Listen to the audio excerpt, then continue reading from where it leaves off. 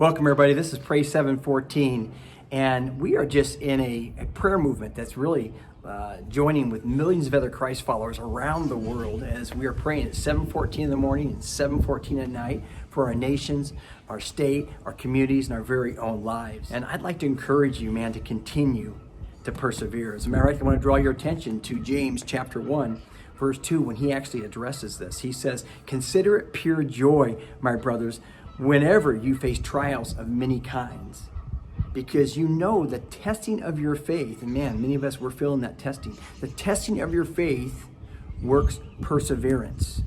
And perseverance must finish its work so you will be mature, complete, lacking nothing. Okay, that's a lot. Powerful, powerful statements. But some of us get lost on that first verse I read from verse 2, actually, where James says, "Consider it pure joy." I mean, how do you do that? I mean, is he saying we just got to put a smile on our face and walk in denial and act like everything's fine? No, he's not even talking about that. So how do you count it or consider it pure joy when you're going through hard times? I mean, some of us are doing good to fight through our depression. We're fighting through our sense of isolation, or we're trying to resist the anxiety that's so part of our culture right now. Some of us are having difficulty making ends meet, or we're living in a home and there's the crisis and the challenges we had prior to COVID-19 have just been amplified. I mean, how do we consider it pure joy? That seems almost absurd.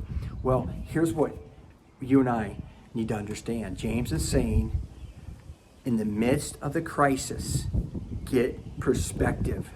You have a God who doesn't waste anything, my friend.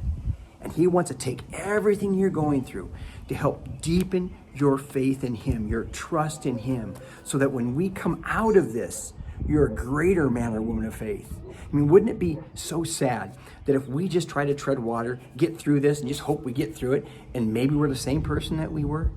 That would be sad. Even worse yet, what if we're less of a man or woman of faith? No, you see, God is actually using this to test your faith, not so you'll fail, but so that you will grow.